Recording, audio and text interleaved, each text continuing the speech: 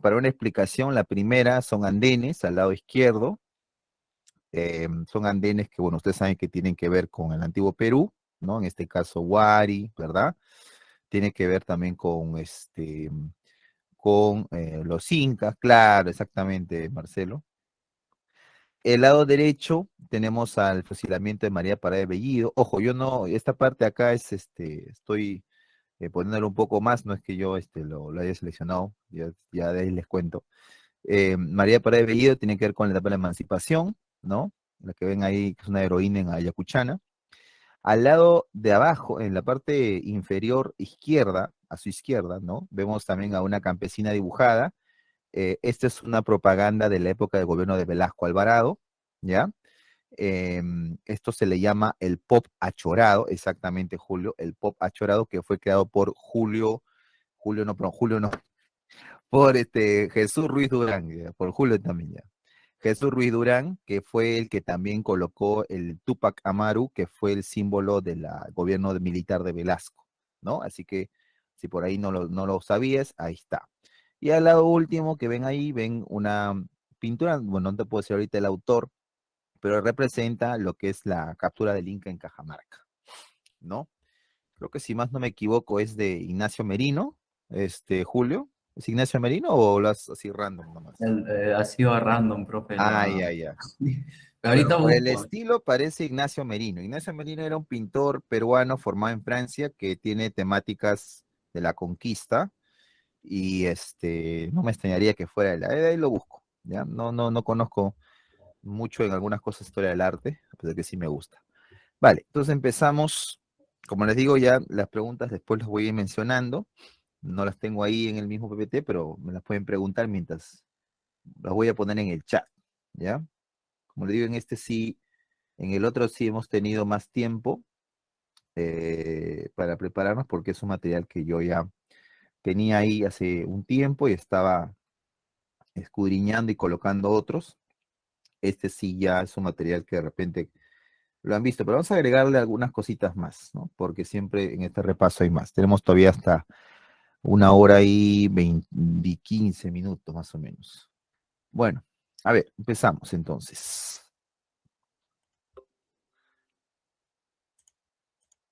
Repaso fiu fiu, ¿no? Bueno, una pregunta sencilla, hablando del antiguo Perú, ¿no? Según las investigaciones arqueológicas del inicio de la horticultura y la domesticación de animales, se produjo durante el Arcaico Inferior, del 6000 al 3000 antes de Cristo.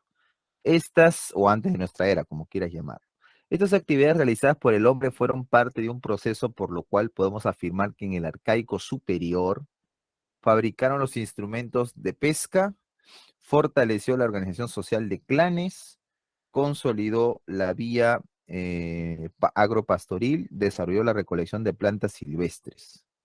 Ahí creo que está sencillo esa pregunta. Vamos a ver. ¿Cuál sería ahí? Mm. La pregunta está hablando, a ver, primero estamos hablando del arcaico inferior, arcaico superior, eh, el lítico, bueno, son tres grandes etapas, ¿no? Antes de la formación de la aparición de la cerámica, ¿no? Lítico, arcaico inferior, arcaico superior, ¿no? Se está preguntando, si vamos a repetir, el inicio de la horticultura y la domesticación de animales se produjo durante el arcaico inferior. Perfecto, eso ya se conoce, que sería como el mesolítico, ¿no? Una cosa así. Estas actividades realizadas por el hombre fueron parte de un proceso, por lo cual podemos afirmar que el arcaico superior fabricara los primeros instrumentos de pesca. No, porque eso ocurrió durante el periodo lítico, ¿cierto? Periodo lítico. No, perdón, me confundo. Ese era el arcaico inferior, más o menos en el hombre Santo Domingo, más o menos, ¿no? Ahí. En el lítico estamos hablando todavía de caza y recolección de una manera, de una economía depredadora, estoy confundiendo. Fortalecer la organización social de clanes, eso más bien se puede mencionar también al arcaico inferior, ¿no? Desarrolló la recolección de plantas silvestres. Bueno, eso ya se está dando también en el arcaico inferior. Entonces, obviamente nos quedaría por descarte. Consolidó el modo de vida agropastoril, porque estamos hablando de la domesticación, pero en este caso de la aparición de la ganadería, ¿no? Ocurre durante el arcaico superior. Etapa, recuerda, a ver, tabla del Urín, ¿verdad? Mandurria, Caral, Sechín, Sechín Alto, em, a ver, también estamos hablando, por ejemplo, el caso de Cerro Paloma, ¿no? Estamos recordando un poco esto, ¿no? Estos son yacimientos muy importantes que la mayoría son de la costa, ¿no? Curiosamente, ¿no? Son la mayoría suelen ser de la costa, pero salvo Cotox, ¿no? Cotox que se encuentra en Huánuco, y otros más por ahí, pero la gran mayoría son en la costa, ¿no? Caral es costa, Cerro Paloma es costa, al sur de Lima también, ¿no? Cerro Paloma, por ejemplo, se encuentra, si es que más no me equivoco, en Pucusana, en el sur de Lima, ¿no? No, en Los Olivos no. ¿Cómo se llama este yacimiento? Ah, el Paraíso, ¿no? Chuquitanta, ¿no? Garagay, ya, Garagay sí, en ese aspecto, ¿no? Lima Norte, ¿no? O sea, es costa, la gran mayoría, ¿no? Huaca Prieta, ¿no? Recordemos Huaca Prieta porque es importante. Recordemos, por ejemplo, la, primero lugar, el primer textil de algodón con figuras de animales, cóndor, ¿no? En este caso el cóndor principalmente. Claro, hecho a mano, ¿no? Por primera vez un tejido de algodón. También tenemos los mates, ¿no? Los mates también es otro aporte importante de Cerro, perdón, de Huaca Prieta, ¿no? En Cerro Paloma encontramos más bien mates pirograbados, exactamente. Pirograbados, chicos, les dicen porque aparecen algunas imágenes hechas en gran parte figuras en este mate. Mate recuerda que es la cáscara de calabaza, pero seca, ¿no? Recuerda que se le quita pues todo lo que, el contenido y se deja secar al sol y después tiene una producción diferente, ¿no? Antes de la cerámica se podía usar eso. En Caral encontramos cerámica, pero cerámica en frío, ¿no? No tenemos una cerámica todavía cocida al horno, como encontramos post-cocción, ¿no? Como lo encontramos, por ejemplo, ya en Chavín, lo encontramos en otras culturas ya del horizonte temprano, ¿no? Pero encontramos ello, pero sin esa producción, ¿no? Entonces, esa es una cuestión también muy importante, ¿no? Bueno, entonces aquí sería la letra C, ¿no? La letra casita, ¿no? Consolidó el modo de vida agropastoril. Ya, muy bien. Continuamos entonces a la siguiente. Bueno, esa tiene que ver con la teoría del hombre americano, ¿no? Completar la oración según corresponde sobre la ruta de inmigración propuesta por la teoría australiana sobre el poblamiento americano. Recuerda que hay varias teorías sobre el poblamiento, la teoría asiática, la oceánica, que tiene una variante melanésica, polinésica, estamos hablando del ámbito oceánico, ¿no? Que en el caso de Oceanía era por el ámbito de la navegación, y Australia, que es la de Méndez Correa, que viene pues a hablar de una ruta por Australia, Nueva Zelanda, Tasmania, Antártida y Tierra del Fuego, ¿no? Que es la Patagonia Argentina. Entonces la pregunta dice más o menos así. Según Méndez Correa, los primitivos hombres de Australia partieron de su territorio original navegando a través de para alcanzar el continente de la Antártida. Al paso por ese inhóspito territorio fue posible gracias al recalentamiento del clima en la región. Luego este grupo humano alcanzaría el continente americano ingresando para establecerse finalmente ya creo que ya lo dije, en gran parte creo que ya dije la respuesta. ¿Cuál sería en ese caso? ¿Cuál sería la clave en ese paso? Claro, ¿no? Las islas del Pacífico Sur, No me después te que hablas ingresando Salamambiche. Tú no me te que por hablas Tierra del Fuego, Salamambiche. Tú no me te que hablas ya se aburrió, ya hace Salamambiche. rato que Tú no le no dan me te... bola. Banéalo de una vez. Vale, ahora se Ya me ha está bien, olvidado. ya está. A ver si Hace pone rato su... estaba queriendo, Quiere llamar la atención, ¿no? Hace rato, sí, ¿no? hace rato ya. Su cerebro ya no da, pe. Ya bueno. A ver, la isla del Pacífico Sur, Tierra del Fuego, Patagonia, ¿no? Toda esa zona. Y se termina en privada, dice. Ya bueno. Muy bien. Entonces, ese es el elemento más importante, ¿no?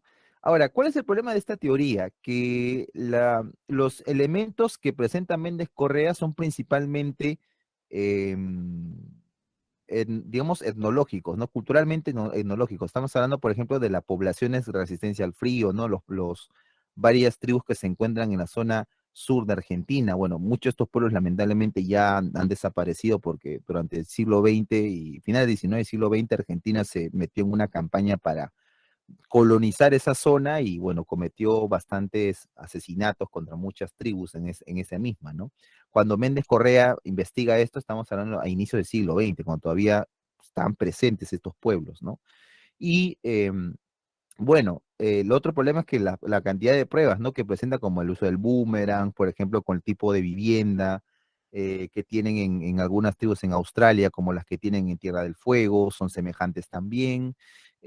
Pero lo malo que el paso por la Antártida es muy complicado ahorita determinarlo debido a que la Antártida todavía, bueno, ahorita está en un proceso, se menciona de descongelamiento, se está retirando el glaciar y está develando cosas que antes no se habían encontrado. No sé si han escuchado ustedes en noticias, ¿no? O han visto por ahí.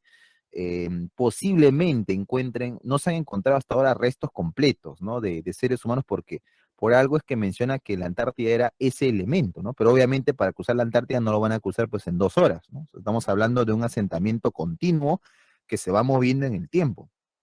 Recuerda que cuando hablamos de nómades, no hablamos de días, hablamos de años. O sea, tampoco piensen que un nómade pues está un par de meses y se va, ¿no? O sea, no necesariamente. Se puede quedar mucho más tiempo, dependiendo de la condición que tenga, pero de que se permanezca y delimite que ese es su territorio, eso todavía no se da, ¿no? Entonces, eso también es un elemento muy, muy básico, ¿no? Bien, entonces la letra D en el caso de la 2, Islas del Pacífico Sur, Tierra del Fuego, Patagonia, Argentina, para ser más exacto, ¿ya? Muy bien. Bueno, ya seguimos con el periodo antiguo nuevamente. Son características del periodo lítico peruano. A ver, ¿cuáles serían las características ahí? A ver, ¿cuál sería? ¿Mm? Se inicia el desarrollo de la comunidad primitiva en los Andes peruanos, surgimiento de las comunidades campesinas o ayllus, economía basada en la depredación, migraciones estacionales bajo el modelo de nomadismo, surgimiento de la arquitectura monta fácil. ¿Cuál sería la clave ahí? Recontra fácil. Ya, yo les pregunto, chicos, ¿qué es migración estacional? ¿Qué es migración estacional? ¿A qué entienden con eso? ¿Qué es migración estacional?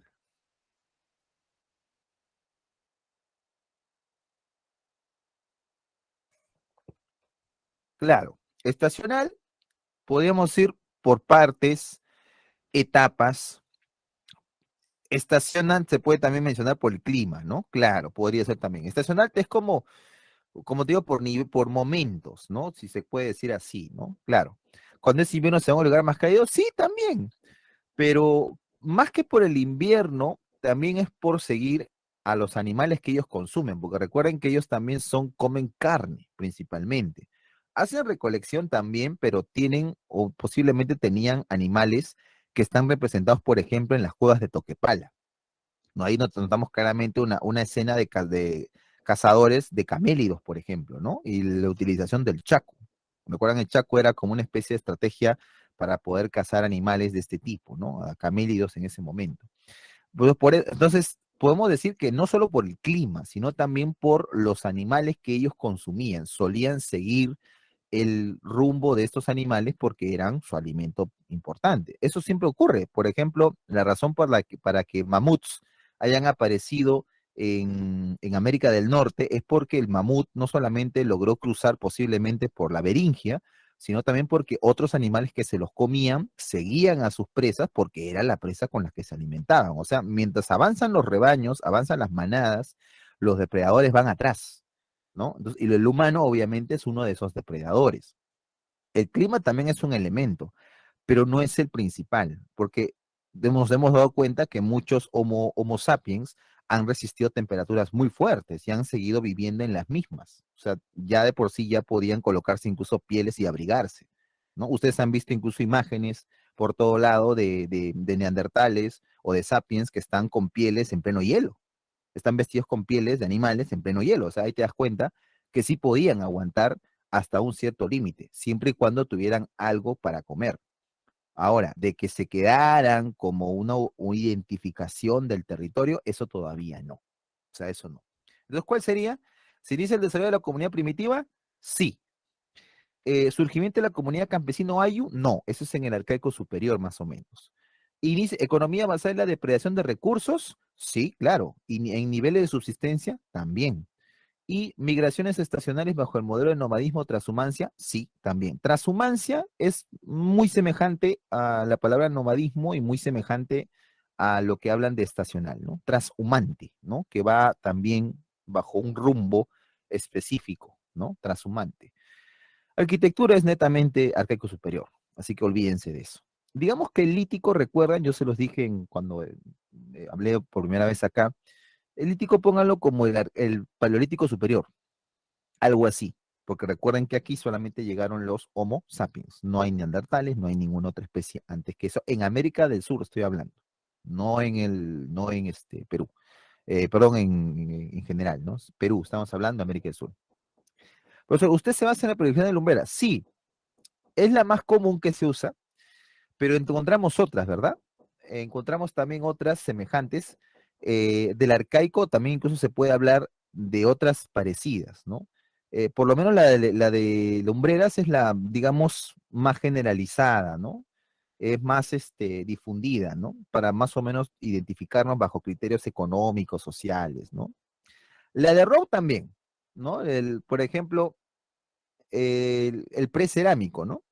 Claro, ¿no? Cuando uno habla del precerámico, por ejemplo, ¿no? Claro, ¿no? Hay una diferencia en esa clasificación.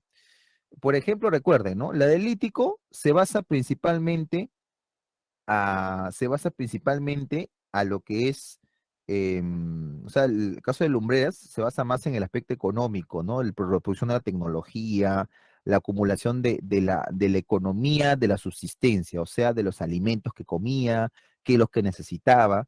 Y por otro lado, Rowe más bien plantea un aspecto cultural, el grado de conocimiento, de organización y también del grado de desarrollo de la cerámica, por ejemplo, ¿no?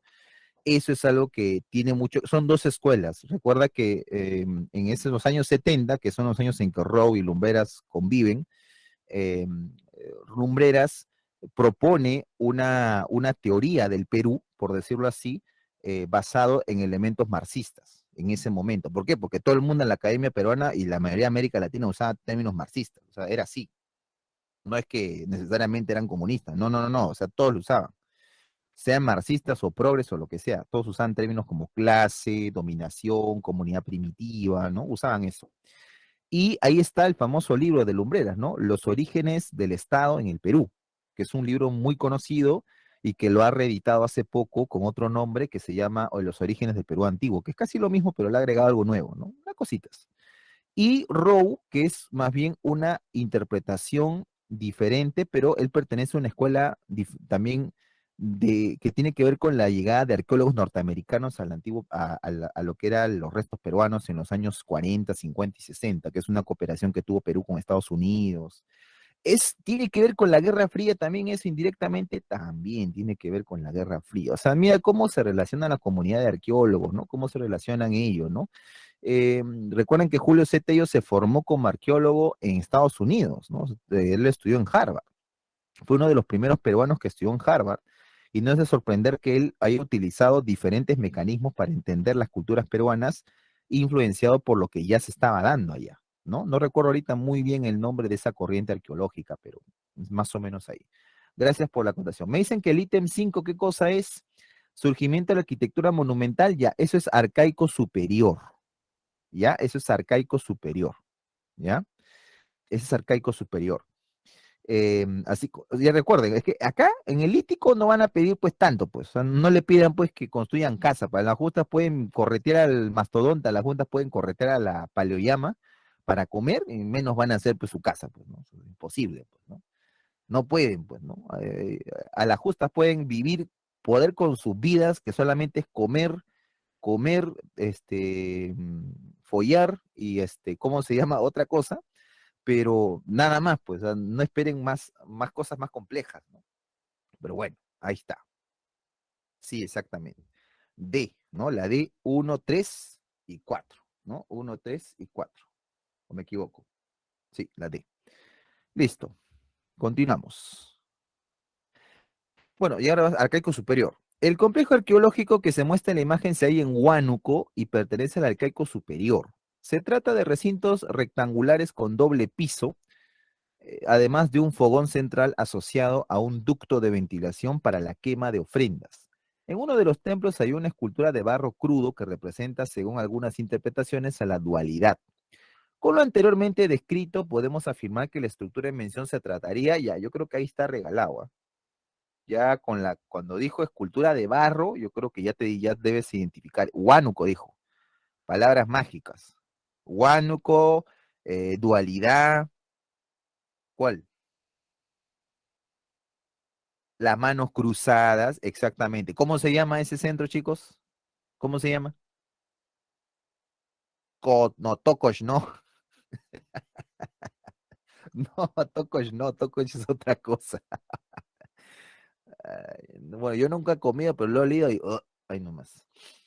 Kotosh, claro, Kotosh, ¿no? Kotosh, Kotosh, muy bien.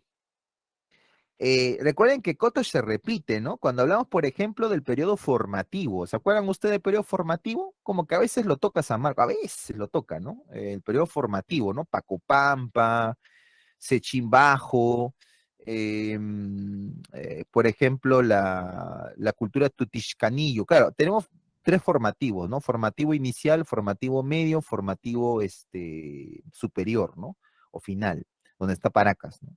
El medio está Chavín, ¿no? Pacopampa es un elemento muy importante también porque ahí se ve claramente el uso de la orfebrería, ¿no? Eso se encuentra en Cajamarca. Después tenemos el caso de Kotosh Guairajirca. Nos deben haber explicado también, ¿no? Kotosh Guairajirca, ¿no? Que es el difusor de la cerámica a nivel Andes. Pero si hablamos de los orígenes de la cerámica, se discute, ¿no? Que puede ser la Amazonía, ¿no? El origen de las cerámicas por ejemplo, con la cultura tutixcanillo, ¿no? Se discute bastante eso, ¿no? Tutixcanillo, no sé si han escuchado antes, les han mencionado sobre eso, ¿no? Tutiscanillo. ¿Dónde se encuentra eso? Se encuentra en Pucallpa, en Ucayali, ¿no? Tutiscanillo. Por eso también dicen que el origen de la cerámica no está en los Andes, sino en la Amazonía, lo que probaría un poco la teoría autóctona que propuso Tello, ¿no? Que la cultura provino de la Amazonía hacia los Andes y de los Andes hacia la costa, y no, como decía Max Zule, de la costa hacia los Andes y viceversa, ¿no? O sea, esa es también una forma de entender cómo se originó la cultura en el Perú, ¿no? Recuerdan, ¿no? Las culturas las teorías de la cultura peruana, ¿no? Teoría autoctonista, inmigracionista, ¿no? Max Zule, Kaufman, Tello, hologenista, ¿no? De Lumbreras, ¿no? Ujú. Claro, siempre es bueno recordar.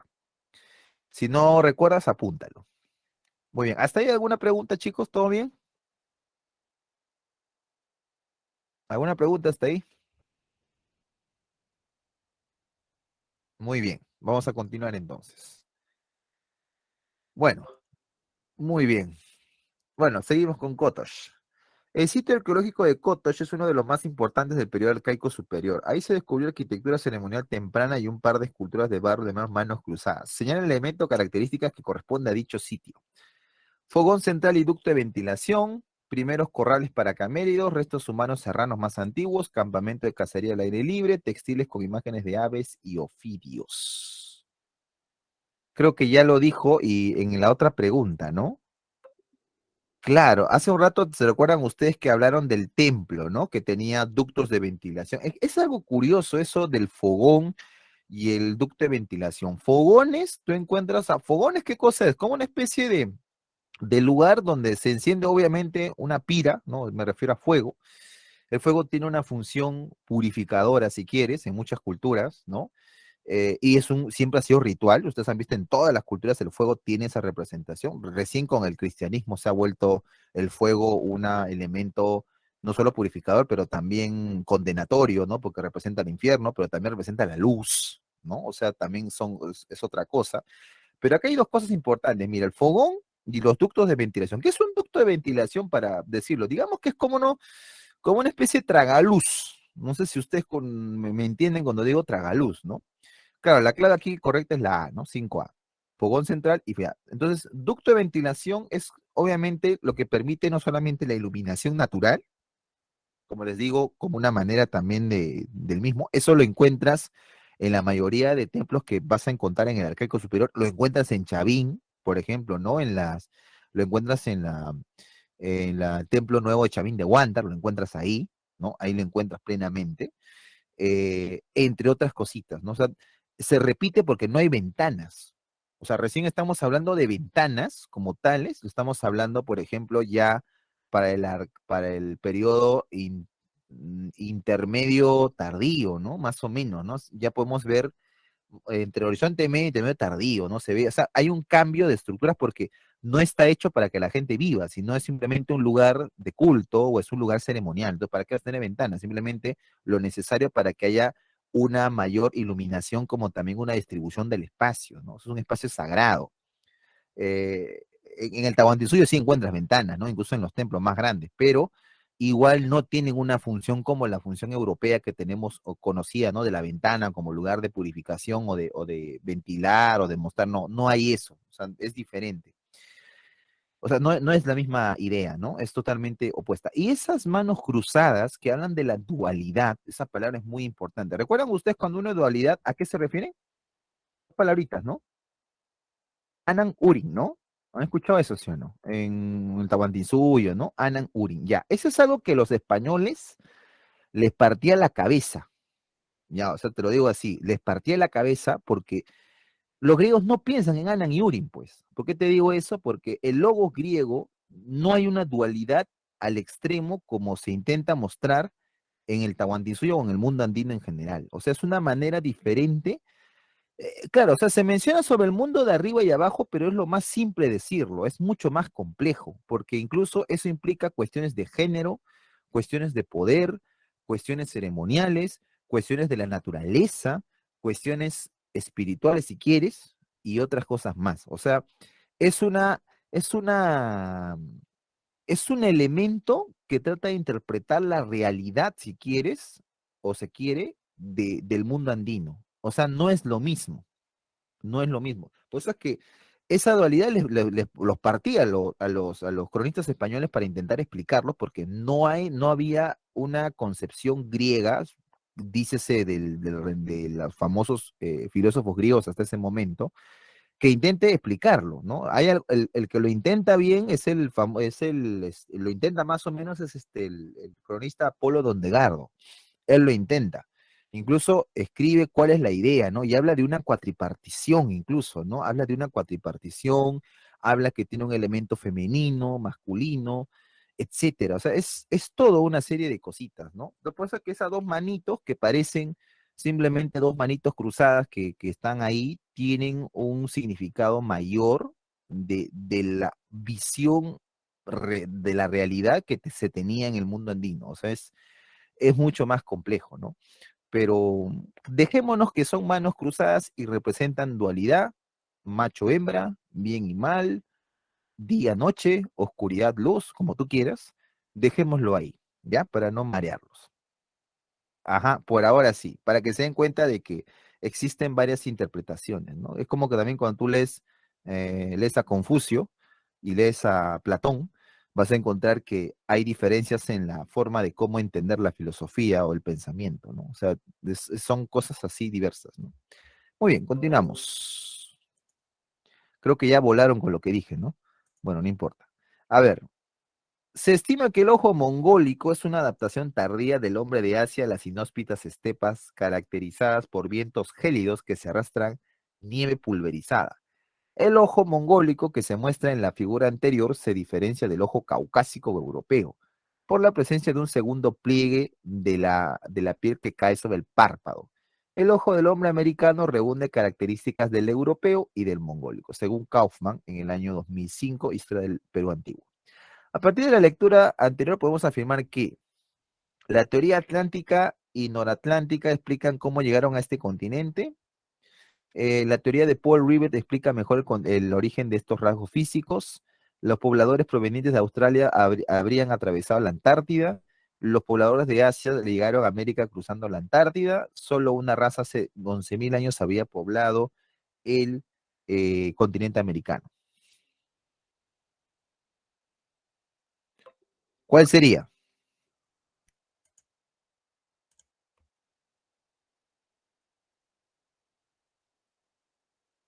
¿Cuál sería? Ah, en la anterior la 5 era la A. Esta es la 6. ¿Cuál sería? A ver. La teoría estética es la de Ale Hardlicka. Recuerden que él habla del ojo mongólico como una prueba de las características físicas que tenía el hombre americano, o que tiene el hombre americano en general, ¿no? Así que eso es una cosa muy importante, ¿no? Pero lo curioso es que lo importante que podemos rescatar de la teoría en general, ¿ya? Lo que podemos rescatar es que lo que se descubre hasta el día de hoy es que América no es únicamente lo que se podría decir, em, lo que se podría decir solamente una civilización que ha colonizado, ¿no? Se habla de una colonización mayor. Por eso es que se habla de algo multiétnico, ¿no? Por eso es que Kaufman aquí se basa en dos cosas, ¿no? El ojo caucásico o caucásicos en general se menciona a la población que tiene étnicamente una tez blanca y con un ojo mucho más amplio, ¿no? En algunos incluso tienen los ojos azules, ¿no? Los ojos verdes, ¿no? Se refiere a las dos características en general, porque supuestamente bajo estos aspectos antropométricos, si se quiere decir así, vas a encontrar de que el ojo americano, entre comillas, o de los pueblos americanos, no era netamente pues rasgado, como se menciona, ¿no? Sino que tú abres el ojito y es muy parecido, si nos ponemos así, al ojo que tú encuentras. Claro, ¿no? Como una especie de fusión, como una especie de elemento que probaría que existe una nueva idea, ¿no? Una nueva idea en general sobre ello, ¿no? Entonces la teoría noratlántica, para decirlo así, ¿no? Viene a ser como, empieza a explicar que desde la zona norte de Europa, ¿no? Que es la zona que se encuentra actualmente a Inglaterra, ¿no? Gran Bretaña, Noruega, toda esa zona, ¿no? Esa zona sufrió supuestamente una etapa glaciar también mucho más fuerte y que también se habría generado por ahí la llegada del hombre a América, ¿no? O sea, también es otra idea que también lo sostiene, ¿no? O sea, es una de las tantas, ¿no? Que tratan de entender cómo se dio el poblamiento americano, ¿no? O sea, en ese momento. Así que aquí, ¿cuál sería? La letra A, ¿no? La teoría asiática y no la atlántica explican cómo llegaron a este continente. Paul Rivet acá no tiene nada que ver, porque acá no explica nada de Paul Rivet, ¿no? Paul Rivet es la teoría oceánica, o sea, no tiene nada que ver ahí. La australiana tampoco, ¿no? Está muy lejos, ¿no? Así que eso tiene que ver mucho con ello, ¿no? Muy bien. Bueno, eso también es una de las tantas, ¿no? ¿Quiénes son los que proponen esta teoría noratlántica? Hay varios autores, ¿no? Uno de los más conocidos es Bruce Bradley y Dennis Stanford, ¿no? Son varios, ¿no? Son varios ahí. Ay, caramba, ¿qué pasó acá? Ya. ¿Cuáles serían las palabras clave de esto?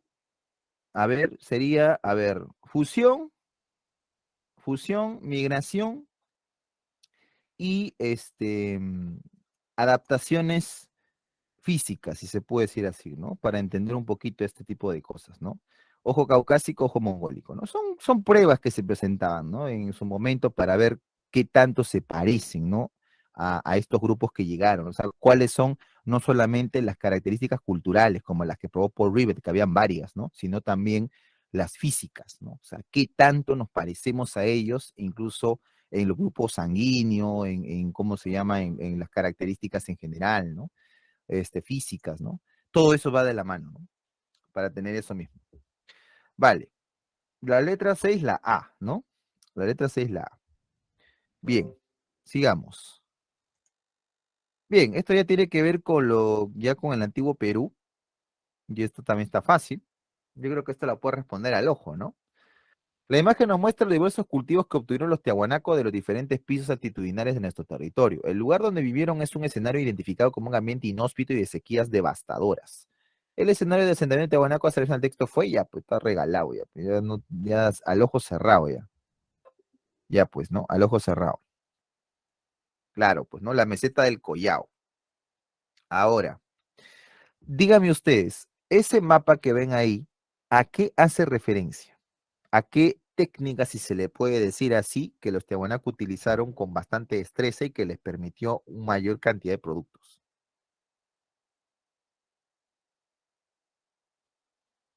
Muy bien, Alfredo. Muy bien, Fabricio. Muy bien, Julio. Control de pisos ecológicos, ¿no? Ahí vemos un nombre. ¿Quién lo propuso por primera vez? ¿Quién propuso esto? Que decía que la economía andina siempre había sido de pisos ecológicos. ¿Quién es el que mete? Murra, muy bien, Alfredo. John Murra, exactamente. John Murra. John Murra, ¿no? John Murra. Este men es el que, digamos, en los años 50 y 60 intenta proponer una nueva forma de cómo ocurrió las economías en los Andes. John Murra es uno de los que va a apoyar el surgimiento de la etnohistoria, que es una manera diferente de ver la historia de los pueblos andinos desde una visión interna, ¿no? Pero en el caso de John Murray era una visión norteamericana de los pueblos americanos, en este caso de civilizaciones que había en el Perú, para entender su economía desde ellos, ¿no? Y uno de los que impulsaron eso aquí, de una manera, fue, por ejemplo, Luis Balcarce, María Rostorowski, que es un nombre que ustedes deben haber escuchado, Valdemar Espinosa también, que es un historiador muy conocido que todavía está publicando, pero él no se identifica tanto como etnohistoriador, él entiende la etnohistoria como otra cosa, pero aquí se habla por primera vez de esta palabrita, esta, que ustedes la han escuchado toda la vida, ¿verdad? Reciprocidad. ¿Por qué? Porque supuestamente la economía en los Andes, y eso lo prueba Murra con sus experimentos o con sus sociales que hace, por ejemplo, en el altiplano, ¿no? Y después se va a utilizar para entender cómo era la economía en los Andes. Se trata de englobar qué tipo de economía había en los Andes, que entre comillas es totalmente diferente a la que se conocía en Europa. Entonces, la palabra que todo el mundo suele llamar es reciprocidad o control de pisos, ¿no? Manejo de recursos. Pero algunos lo conocen como trueque, ¿verdad? Todo el mundo dice reciprocidad, trueque, dice, ¿no? Pero no es tanto así, ¿ya? No es tanto así, es otra cosa diferente lo del trueque, ¿no? Trueque es, en muchas civilizaciones se ha utilizado, pero el trueque no ha sido una forma, digamos, totalmente establecida, ¿no? Se cuestiona eso, ¿no? Por eso es que le pusieron reciprocidad porque era el término que, entre comillas, se acercaba un poquito más a entender cómo era la forma de economía en los Andes. Pero de ahí a decir de que era específicamente eso, no. Pero nos quedamos con ese término, ¿no? Reciprocidad, ¿no? Que ustedes ya lo conocen. Bueno, entonces ahí tenemos el control de pisos ecológicos, una herramienta importante, Tiahuanaco, para poder controlar diversos pisos altitudinales. Pisos le llaman no porque sean pisos literal, sino porque son niveles diferentes de climas y de fauna y flora que se desarrollan. O sea, microclimas si quieres. Que eso tú te das cuenta aquí en el Perú, ¿no? O sea, aquí nomás en Lima te das cuenta que hay microclimas, ¿no? Estás ahorita, por ejemplo, en Lurín, puede hacer un poco de sol o frío, pero si quieres más sol, ¿te vas a dónde? Te vas a Chosica, te vas a Ate, ¿no? A Vitarte. Ahí vas a encontrar un poco de sol. Incluso en el Lima Norte también pasa eso, ¿no? Pasa también un poquito ello cuando te vas acercando a la zona de Caraballo, ¿no? A la zona de Puente Piedra, ¿no? Ahí el clima ya va cambiando, ¿no? O sea, eso ya es una diversidad. Por eso es algo variado, ¿no? Que vas a encontrar. Y eso no solamente los tiahuanacos lo aprovecharon la mayoría de pueblos andinos durante todo el antiguo Perú. O sea, eso es algo que ya es obvio. Parece que algunos se han olvidado, ¿no? Pero fue una herramienta para retar a muchas cosas, ¿no? Muy bien. Entonces, altiplano, meseta del Collao, ¿no? Eso ya lo sabemos muy bien. Continuamos. Bueno, cerámica, Paracas, formativo medio y superior, horizonte temprano, o también llamado, bueno, formativo andino en general, ¿no? En las imágenes se observan dos estilos de cerámicos realizados por la sociedad Paracas. Una es caverna y la otra necrópolis. ¿Cuáles de los siguientes enunciados, perdón, pertenecen a las características de los cerámicos en mención? A ver, ¿cuáles serán? Escultora documental bícroma, polícroma con pintura fugitiva y postcocción. Destacaron robles moco pacheco, monócroma chatada y de precocción. Esos términos de la arqueología que marean a cualquiera. Ya a ver, ¿cuál será ahí la 8?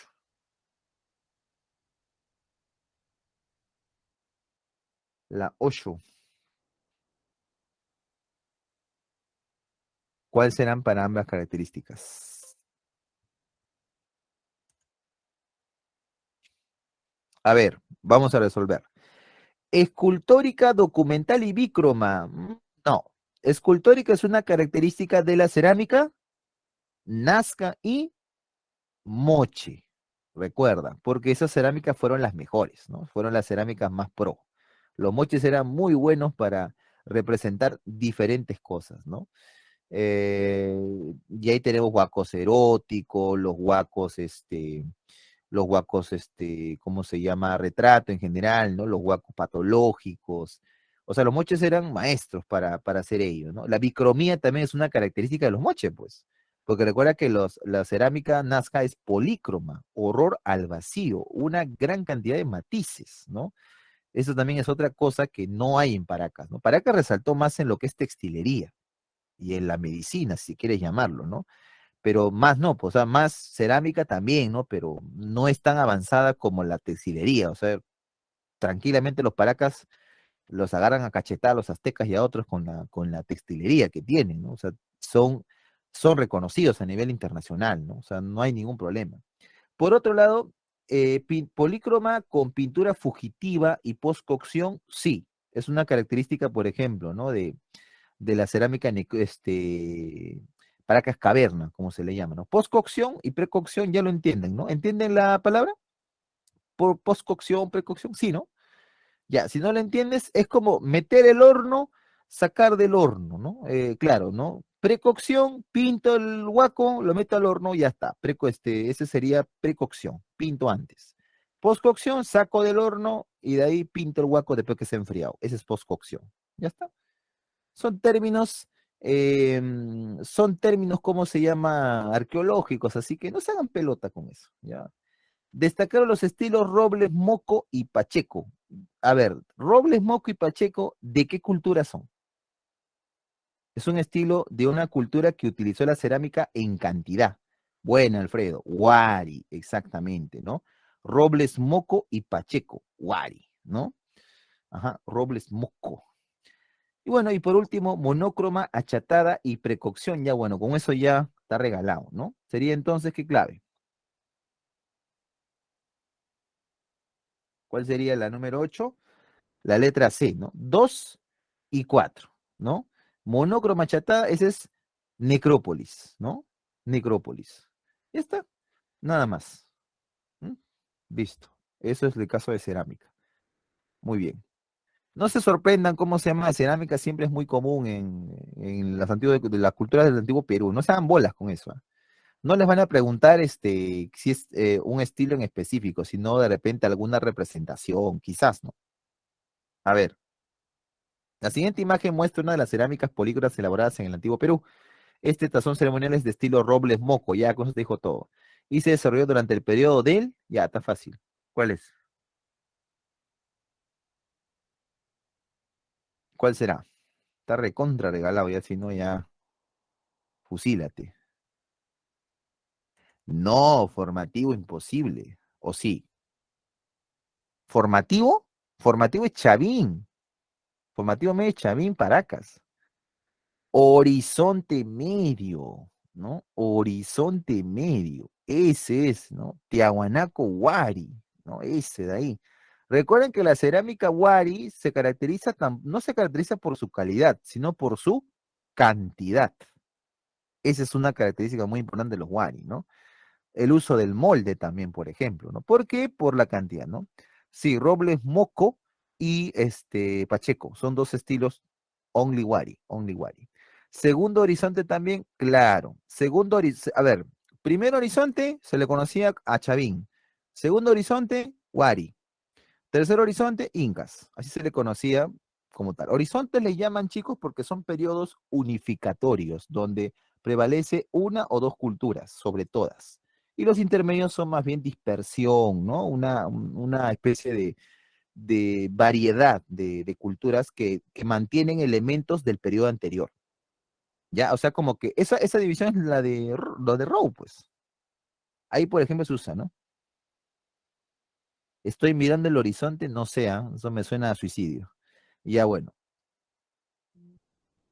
sigamos. Eh, bueno, a ver. Go Armendáriz. No, Go Puente Villena, aunque ahora está con vidrio. Ese puente en los 90 se mataban, pero que daba miedo. ¿Ah?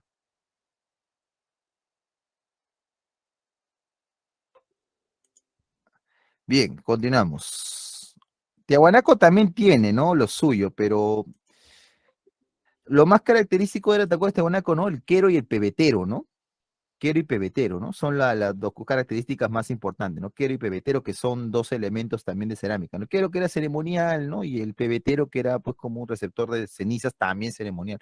La mayoría de cerámicas eran ceremoniales, ¿no? Muy pocas eran, o sea, con ese acabado que tú ves ahí, eran necesariamente utilitarias, ¿no? Algunas sí, ¿no?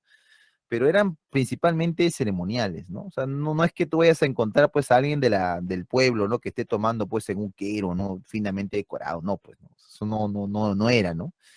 Imposible, ¿no? O sea, se puede haber encontrado, sí, ¿no? O sea, puede haber alguna excepción, pero,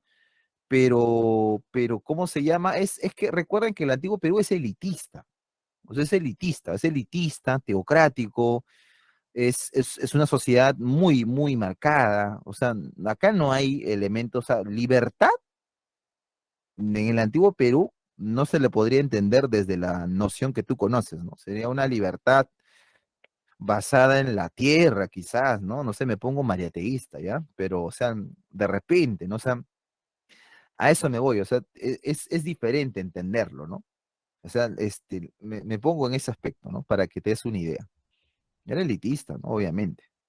A ver, este está recontra fácil, ya que este ya lo hemos hecho creo antes ya. A ver, ya, no digo nada. ¿Cuál es el principio que muestra la imagen? Ya, ya, pues ya. Está demasiado fácil ya. ¿Cómo sería este? Reciprocidad simétrica, redistribución asimétrica, intercambio comercial simétrica sería. Ya, cuando son preguntas así, ya doy nomás que ustedes ya lo maten, la maten de una vez, para pasar a la siguiente. A ver. Simétrica, ¿qué quiere decir? ¿Que es directa o indirecta? Si nos ponemos en ese caso. ¿Ah? ¿Cuál sería? Directa, ¿no? Claro, ¿no? Entonces ahí está, ¿no? Esta es la reciprocidad, pues, ¿no? Ahí, por eso te menciona John Moore ahí, ¿no? O sea, te menciona John Moore, la característica, el trabajo, ¿no? Se reparten alimentos. Es lo más básico que uno tiene que entender, ¿no? Y pues, si por ahí no la hiciste, no te preocupas, ¿no? Claro, entre ellos, ¿no?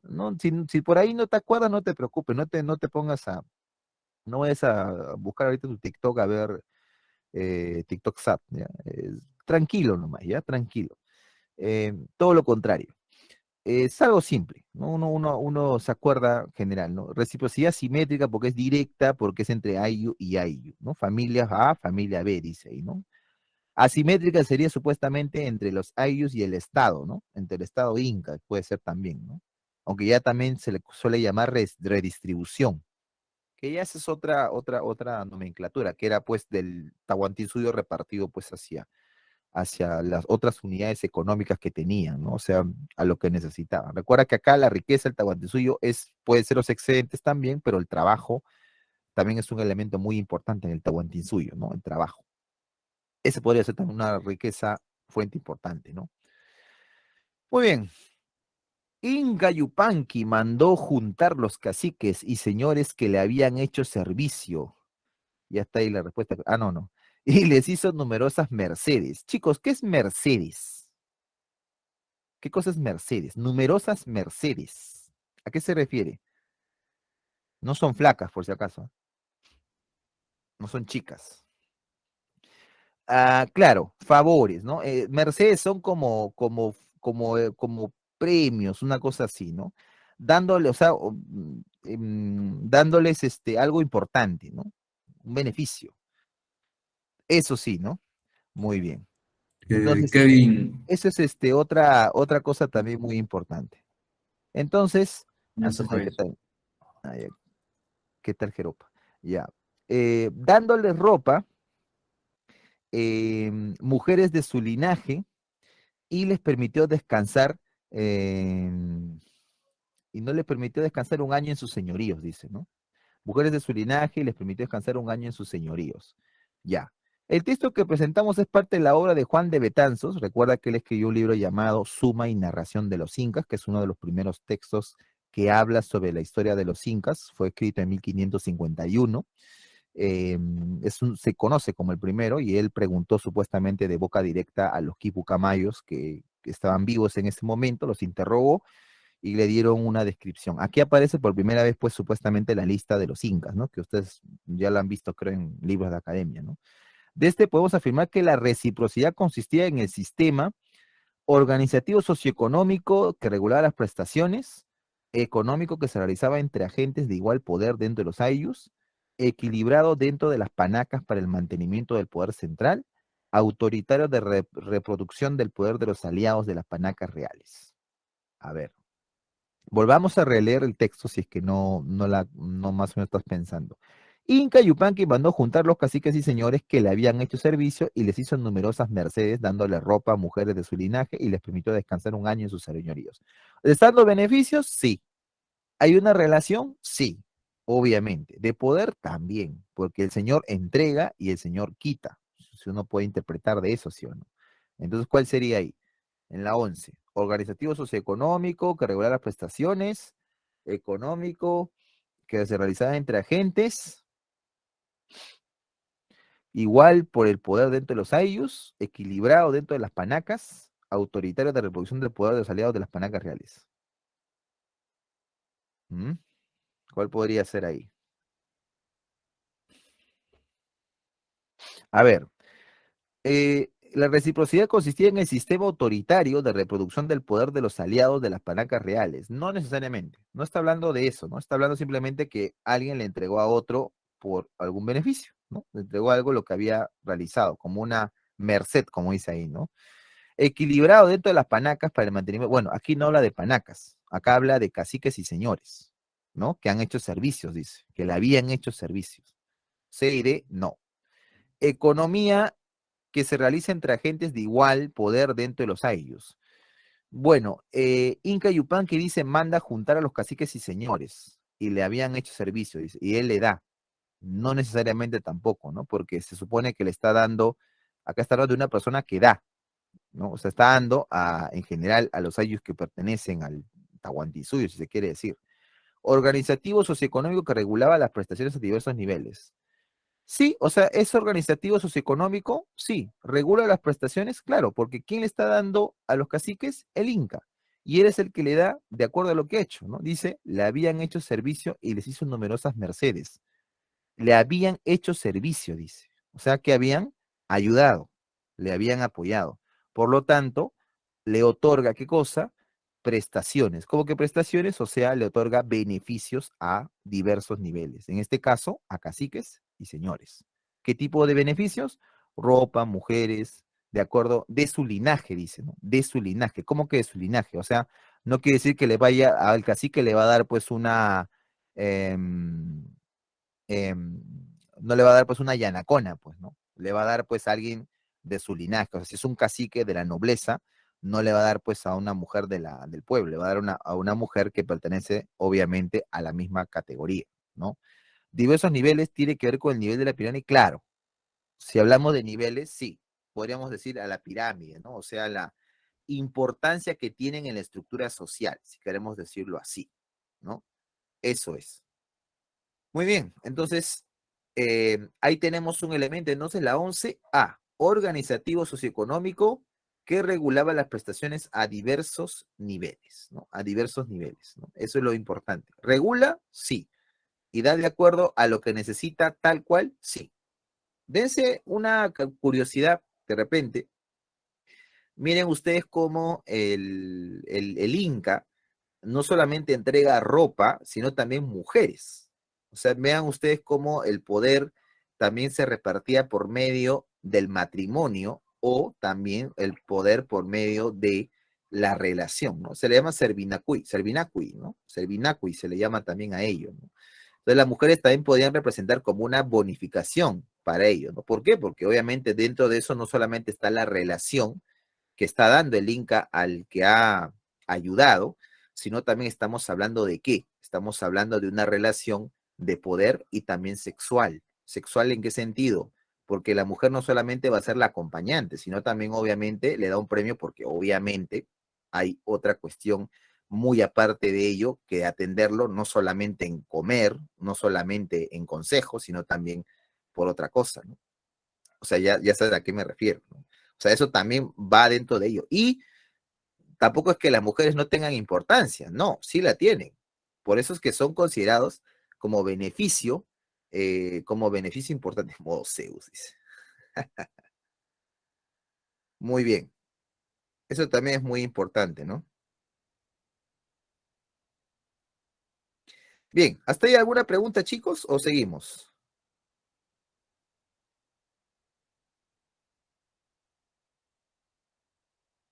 ¿Alguna pregunta más?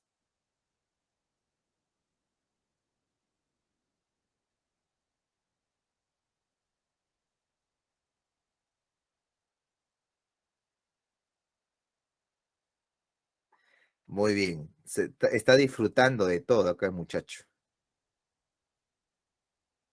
Listo. A ver, la 3. Ahorita vamos a llegar, ahorita llegamos. Ahorita llegamos.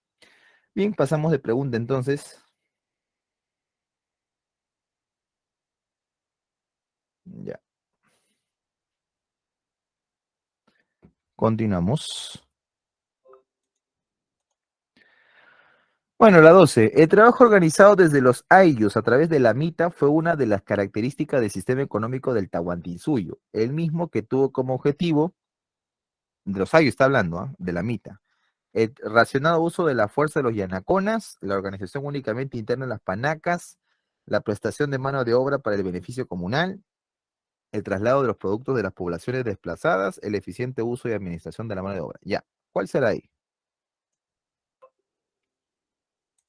¿Cuál será ahí?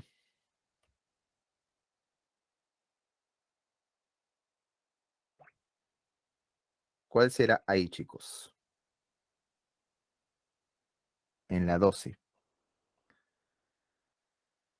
A ver, por ejemplo, el racionado uso de la fuerza de los yanaconas, acá no era de yanaconas, yanaconas no trabajaban como Estado, o sea, no trabajaban para el Estado propiamente, para mano de obra así a gran escala, no lo hacía, ¿ya? Eran más los famosos jatunrunas. Los piñas iban a plantaciones de coca en la selva alta, ¿no? Eso les habrán explicado alguna vez, ¿no? Dice, tuvo como objetivo la organización únicamente interna de las panacas reales. Bueno, acá no tiene nada que ver con las panacas porque la MIT es un trabajo estatal. La prestación de mano de obra para el beneficio comunal. Sí, pero no solamente era para el beneficio comunal, sino para el beneficio del Estado y la extensión del poder, como por ejemplo la construcción del Capac Ñan, ¿no? El traslado de los productos de las poblaciones desplazadas. Eso era más bien para lo que eran los mitimaes o mitmas, ¿no? Mitmas, los mitmacuna, ¿no?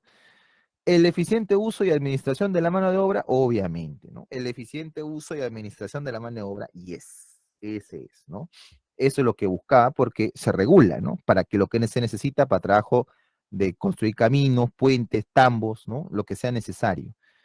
¿La MIT era agresiva o suave? No, no se puede decir agresiva porque el Inca sabía la potencialidad de cada ayllu para trabajar. Se buscaba, o sea, aquí existe algo muy simple, ¿no? Si tú trabajas, necesitas algo a cambio.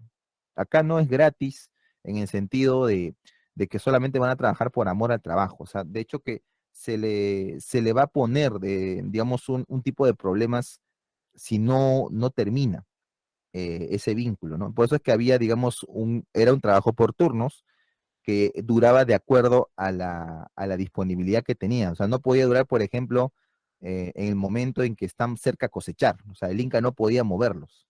¿Por qué? Porque simplemente eso generaría un gran problema a ese pueblo o a ese ayllu y perderían las cosechas de varios meses. Entonces, el Inca lo hacía comúnmente después de la temporada de siembra y prudencialmente en el momento en que ellos estaban, digamos, haciendo otro tipo de actividades. Y obviamente que por ese tiempo que se han dedicado, les tenía que dar algo a cambio también, ¿no? Que era un producto que ellos no tenían, ¿no? O sea, era un trabajo que al final tenía un beneficio en particular, ¿no? A eso me voy. En la MIT eran los jaturrunas, claro, jaturrunas principalmente, ¿no? Yanaconas no, yanaconas son el servicio de la panaca y no pertenecen al ayu. En cambio, los jaturrunas sí son parte del ayu.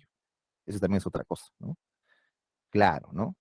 Sirvientes, algo así, pero los yanaconas eran más que sirvientes, eran algo más, porque han tenido también cargos políticos importantes, han llegado a ser caciques incluso, así que no eran necesariamente sirvientes, ¿no?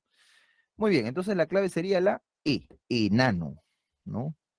Muy bien, continuamos. Ajá. La cita del señor Peter Clarén, chicos. Este libro es un libro muy básico que yo les recomiendo adquirir en algún momento si les interesa la historia del Perú. Es una visión general de la historia del Perú hecha por un historiador canadiense, Peter Clarén, que lo venden, ese libro se vende todavía. Es un libro de 600 hojas, así que tienes para leer. Y bueno, acá por lo que veo cita el concepto de Carlos Sempat Asadourian, que habla pues precisamente de que fue uno de los investigadores que trató de descubrir cuáles eran los lazos de la economía colonial en América Latina, ¿ya? Para más o menos ponerte en contexto. Vamos a ir al texto que está por acá. A ver, el historiador económico Carlos Sempat Asadourian sostuvo que una parte considerable del capital de la producción dominante de plata no fue enviado a la metrópoli, como tradicionalmente se mencionaba, permaneciendo más bien en el Perú. Ello estimuló el desarrollo de lo que él llama el espacio económico andino, dedicado a la producción e intercambio interno. La tesis de Asadourian fue llevada un paso más allá por Kenneth Adrien, quien sostuvo que en lugar de caer en una depresión debido al descenso en la producción de plata del siglo XVII, la economía peruana experimentó más bien una reestructuración, desplazándose de la exportación de plata y el comercio transatlántico a una producción más diversificada, autosuficiente y regionalizada. Ambos historiadores restan importancia a la imagen general de la colonia como un enclave y destacan más bien la capacidad del Perú en el siglo XVI y XVII para una producción e intercambio interno considerables. De la lectura expuesta podemos inferir que fue la minería la única actividad que sustentó el desarrollo económico americano en el siglo XVI y XVII. La producción platera circulaba en América enviándose solo una pequeña porción residual a España. La economía virreinal tuvo su propia dinámica, pero sin desligarse totalmente de la hegemonía española. La demanda americana se podía sostener únicamente con mercancías generadas en esta región. Gracias al desarrollo comercial logrado, podíamos dejar de lado la producción minera del Alto Perú. A ver, ¿cómo la ven ahí hasta ahí? ¿Cómo la ven? ¿Mm?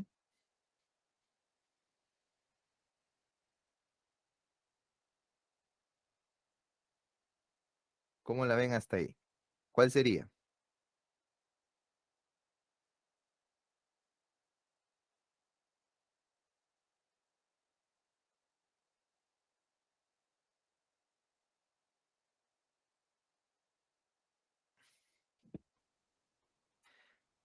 A ver, muy bien. Vamos a ver entonces por partes. En primer lugar, ¿qué es un enclave, chicos? ¿Qué es un enclave? ¿Ya? Para más o menos entender la pregunta.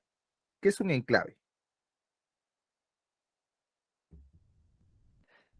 A ver, un enclave, chicos, es un tipo de actividad productiva que se centra en algo en específico. Por ejemplo, en la República Aristocrática, un enclave eran las haciendas de azúcar, por ejemplo, ¿no? O el petróleo.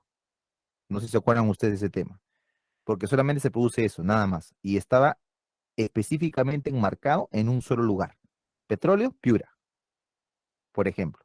Es una economía de enclave. O sea que tiene tal lugar, tal lugar, tal lugar, tal tipo de producto, tal tipo de producto, tal tipo de producto, tal tipo de producto. Es un enclave. ¿Ya? Entonces, la tesis tradicional dice que la economía colonial, si o no, ustedes de repente han escuchado en colegio, ¿no?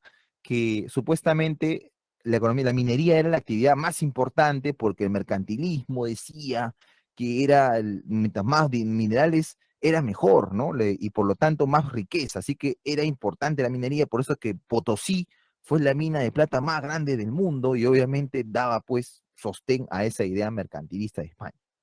Pero acá la lectura te dice que en realidad no fue así y que más bien en el siglo XVII esa supuesta crisis de la plata no afectó a América, en este caso a Perú, porque dice que una de la parte de la producción se la quedaron adentro y en segundo lugar encontraron diversificar la producción.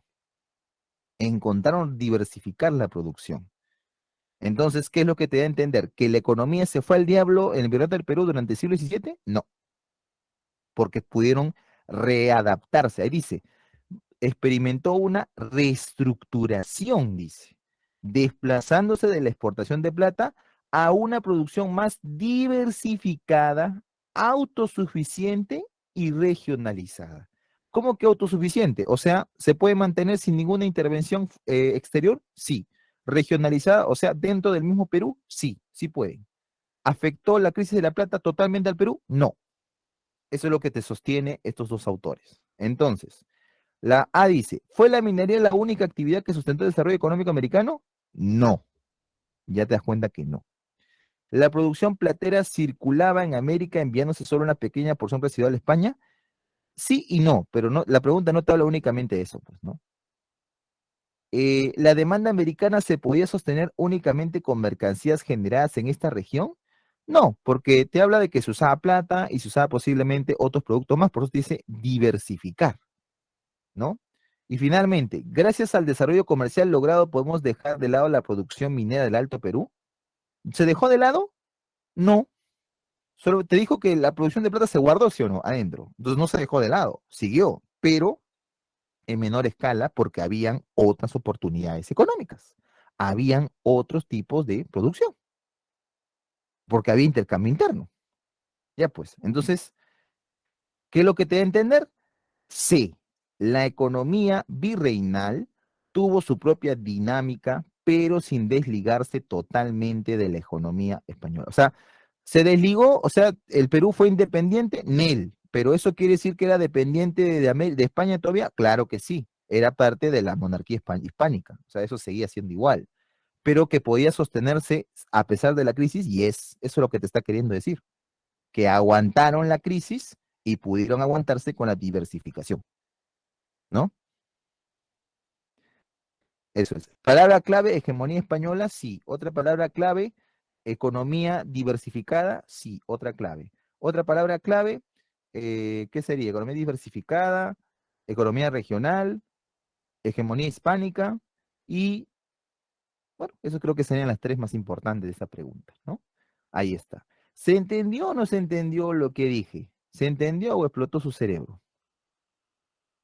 Restan importancia a la imagen general. Ah, ya. Restan importancia, Marcelo, quiere decir que esa idea tradicional de que solamente todo dependía de la minería y que cuando hubo crisis se fueron al demonio, el virreinato, y hubo crisis hasta que después con la reforma borbónica se recuperaron. A eso se refiere con resta importancia a la imagen general de la colonia como un enclave, o sea que solamente producía mineral, mineral, mineral, y la agricultura y otras cosas O sea, a eso o sea, esto reta esa imagen, que no solamente vivieron de la minería, sino también habían otras actividades que permitieron que el virreinato subsista, que continúe. A eso me voy. ¿Entendiste? ¿Se entendió, chicos? ¿O no se entendió? ¿O volaron? ¿Se entendió o no se entendió? Bueno, ahí está. Continuamos. Muy bien. La clave C era la otra que te dije, ¿no? La C. En el contexto de las campañas a puertos intermedios, los realistas sacaron al aire una copla cuyos versos son como sigue. Congresito, congresito, ¿cómo estamos tras el tristras de Moquegua? De aquí a Lima hay una legua. ¿Te vas? ¿Te vienes? Nos vamos. A partir de esta copla, citada por Carlos Conteras y Marcos Cuetro, otro libro también muy básico para historia del Perú, podemos inferir que,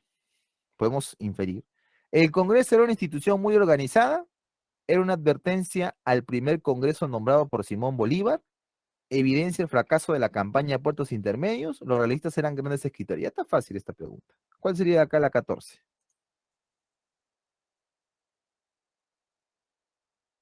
Claro, ¿no? ¿Evidencia el fracaso de las campañas a puertos intermedios? Claro que sí. Chicos, ¿qué es una copla? A ver, literatura, ¿qué es una copla? Copla, copla, copla. Copla es como una especie de poemilla satírico, ¿no? Es un satírico sobre una situación, con alusión a alguien, exactamente, ¿no? Y era una manera de burlarte de otro, ¿no? Ahora no, ahora pues se meten dibujitos y te ponen calatas, ¿no? Ya, en ese tiempo se burlaban de esa manera, ¿no?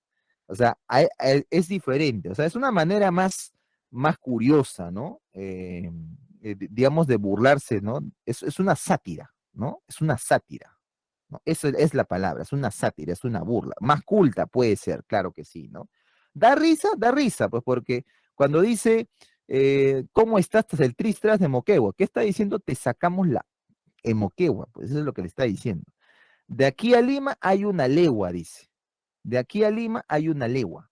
O sea, estamos cerquita, ya te vamos a agarrar, ya te vamos a chapar, ya, espérate nomás, ¿no? Dice, ¿te vas, te vienes o no vamos? ¿Te vas, te vienes? O sea, ¿vienes con nosotros? ¿Te largas? ¿O cómo es? ¿No? O sea, a eso se refiere si uno analiza. Es una copla muy famosa, esta de acá, ¿no? Y recuerda que las campañas, eh, ¿cómo se llama ¿Cómo te digo? Ese te vas, te vienes, nos vamos. Esta copla en general es una manera de burlarse, pues, ¿no? Y también es una forma de expresión política, ¿no? ¿Mm? Muy bien, sigamos. Y esto fue, claro, las campañas de puertos intermedios fue un proyecto que quedó trunco, ¿no? Nunca llegó a triunfar porque, por falta de recursos y porque también la República en ese momento estaba todavía en crecimiento, ¿no? No tenía pues un boom que recién lo va a tener con el guano, ¿no? Bueno, el proyecto bolivariano desarrollado durante la corriente libertadora del norte consideraba esta fácil, esta regalada. 15. Territorios liberados en un bloque conocido como, cuyo objetivo era constituir la articulación de Colombia, Perú y ya, pues está fácil. ¿Cuál es? ¿Cuál es? ¿Cuál es? Proyecto de Bolívar, chicos. ¿Cómo se llamaba? Cuando en el Congreso de Panamá le dicen no, y Bolívar pues dice, pucha, ya fue, ya. Voy a agarrarme en los países que he conquistado nomás. Pi, pi, pi, pi, ¿no? Ya, entonces, ¿cuál es? La Gran Colombia, Ecuador, Perú, Bolivia, ¿no? Bueno, Ecuador estaba dentro de Colombia en ese tiempo. Listo. Entonces queda Unión Federación de los Andes, ¿no? Esa es clave B. Clave B, beso, ¿no? Listo, nada más. Está fácil esa pregunta, no tengo por qué darle más vueltas. A ver, establezca el orden cronológico de los siguientes eventos de la independencia del Perú. ¿Cuál fue primero? A ver, ¿cuál fue primero? A ver, les doy un tiempito para que puedan ver.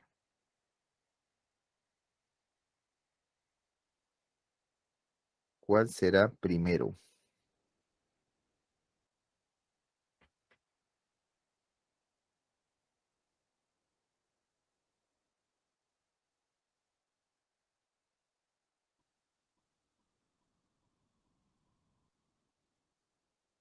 ¿Cuál será?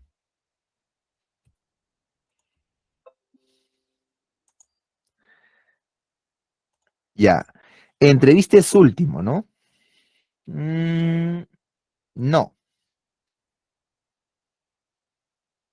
A ver, vamos a ordenarlo, ¿ya? La número 16. Primero, desembarco. Ah, no, sí, no, sí, claro. De este Guayaquil, no, es antes. De este Guayaquil, San Martín con Bolívar. Así que eso es antes de Ribagüero, pues, porque ya cuando llega Ribagüero, ya San Martín ya estaba comiendo cachitos franceses en la Riviera, ¿no? Ya no estaba, ya se había quitado. A ver, digamos, 4 o croissant, no, yo no sé pronunciar muy bien francés. Croissant. Bueno, croissant. A ver, tenemos desembarco en Paracas, ¿sí? Desembarco en Paracas, primero. Después tenemos motín de Asnapuquio, que recuerden fue que se destituyen a la Serna, claro. Y ahí está regalado, ¿no? 4, 5 y lo que sigue, ¿no? 3, 1, ¿no? Entrevista de Guayaquil, Bolívar con San Martín, y finalmente el gobierno de Ribagüero, que es considerado como uno de los primeros presidentes, pero por golpe de Estado, ¿no? Ese es. Ya está. Ahí está. Entonces sería la A, ¿no? 4, 5, 3, 1. Muy bien. Con estas medidas impulsadas por el reformismo borbónico, se modificaron severamente los tradicionales circuitos comerciales que habían integrado al Alto y Bajo Perú por siglos. La plata de Potosí se dirigía ahora a Buenos Aires, en tanto que los bienes importados pasaban por el puerto Atlántico, al sur peruano, compitiendo con la producción textil de Cusco. Las condiciones mencionadas están vinculadas a dos medidas aplicadas por las reformas borbónicas. Estas fueron la creación de la audiencia de Charcas, la eliminación de los corregimientos, la creación del Virreinato de Río de la Plata, la creación de la Capitanía General de Chile, la política de libre comercio y la creación del Virreinato de Nueva Granada. Te habla de algo que afecta a Cusco, Potosí, Alto Perú. Ya, dice que se dirige a Buenos Aires. Ya, pues, ¿cuál crees que sea la clave ahí? ¿Cuál crees que sea la clave ahí? Si dice eso. A ver, eliminación de los corregimientos no habla para nada. Creación de la audiencia de Charcas y el crecimiento de las alcabalas, no, tampoco. No habla de eso. La creación de la Capitanía General de Chile. Chile no tiene nada que ver con el espacio de Buenos Aires, ni tampoco con el Alto Perú, está lejos. Política de libre comercio y creación de Nueva Granada, menos, pues está al norte, pues, ¿no? ¿No? ¿Cuál queda? Por descarte. La creación del Virreinato del Río de la Plata y la implantación del libre comercio, ¿no? Eso es. Porque finalmente va a afectar, uno, al espacio andino. Recuerda que ese va a ser uno de los motivos por los cuales Túpac Amaru va a también iniciar su rebelión en 1780, ¿no? Eso tiene mucho que ver también, porque recuerden que este espacio que va a ser afectado, recuerden que él tenía una profesión. Túpac Amaru, ¿qué cosa era, chicos? ¿Qué era? Aparte de cacique, ¿qué cosa era? ¿De qué vivía? ¿De qué vivía José Gabriel?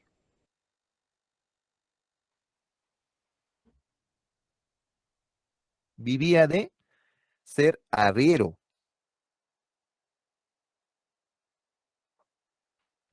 Arrendero no, arrendero es que alquila. Arriero. Transporte. ¿Mm? Transporte de mercancías. Es como que tuviera camiones, pues, ¿no? Una cosa así. Ujú. Clave C. La creación del Virreinato de Río de la Plata y la implantación del libre comercio, ¿no? Casa. Ujú. Y esto también está fácil. La siguiente imagen está vinculada al proyecto político más ambicioso planteado en el proceso de independencia. Surgió ante el peligro de una posible invasión de la Santa Alianza, esa es Europa, acuérdense, restauración absolutista, además de las incertidumbres que generaba la presencia del gran imperio del Brasil, leal al sistema monárquico europeo. Claro, si el hijo de uno de los reyes de Portugal, Pedro I, era Braganza, eran netamente europeos. Pues Pedro I se coronó emperador en Brasil y obviamente que era familia de los Habsburgo y de los Borbones en España. Así que obviamente, ¿cómo no van a pensar de que es un peligro? Para su futura implantación, Simón Bolívar consideró imprescindible primero, ya pues está fácil, expulsar a las últimas tropas de Hispanoamérica, implantar la constitución vitalicia en Perú, Gran Colombia y Bolivia, miren el mapa, implantar una monarquía constitucional, restablecer el tributo indígena, convocar a elecciones autónomas en cada uno de los tres estados. Bueno, es verdad que Simón Bolívar restauró y le puso contribución de indios, ¿no?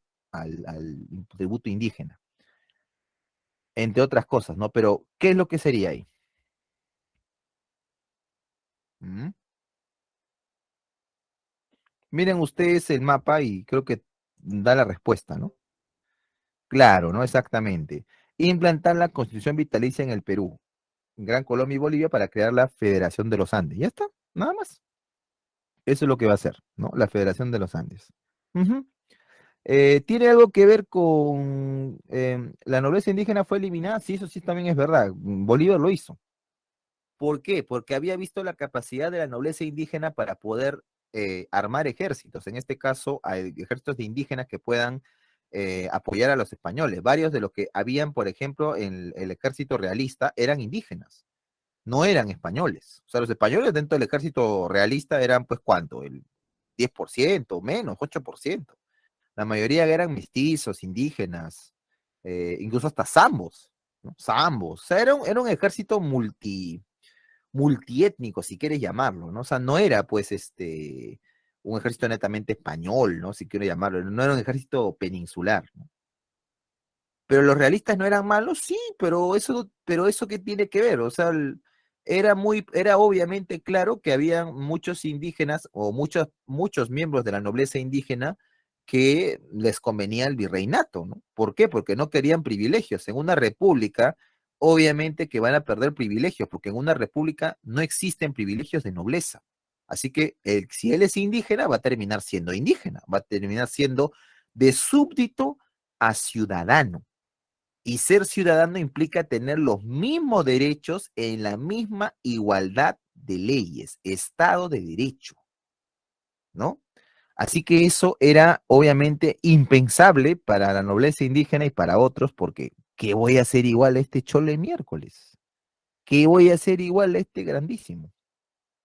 Imposible. Por Dios. Dios mío. Bueno, profe, la Orden del Sol era el título de nobleza.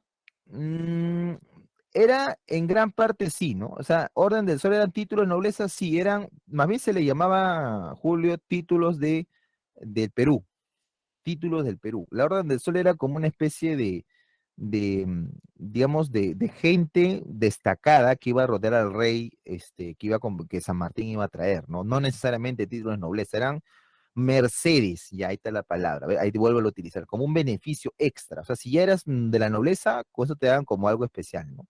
No es un título de nobleza, es como un reconocimiento de que eres un ciudadano ilustre, ¿no? O eres una persona que destaca por algo, no te dan así nomás, pues, ¿no?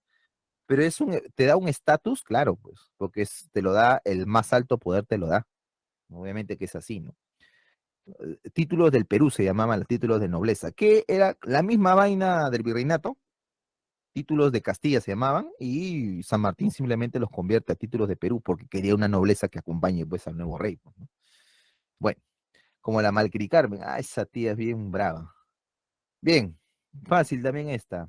La siguiente imagen corresponde a una publicación del diario boliviano El Comercio, vigente entre tal año, durante la Guerra del Pacífico. Identifique qué afirmaciones ojo, a los sucesos mencionados en la portada. ¿Mm? Ahí te habla de la ocupación de Antofagasta, ¿no? Eso tiene que ver con la Guerra del Pacífico, obviamente.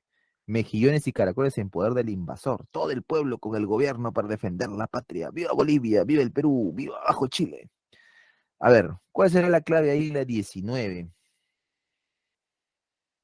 La 19. La política fiscal boliviana de Hilarión Daza causó la ocupación chilena del puerto de Antofagasta. Claro, pues recuerdan ustedes que eso se identifica como el famoso 10 centavos, ¿no? Ajá, los 10 centavos. Los empresarios chilenos, en desacuerdo con la medida del gobierno boliviano, se retiraron de la región. ¿Se retiraron o no se retiraron los chilenos? Sí, pero en parte los que se fueron ahí se retiraron parcialmente y entraron el ejército chileno más bien para presionar, ¿no? Para presionar supuestamente la violación del tratado, ¿no?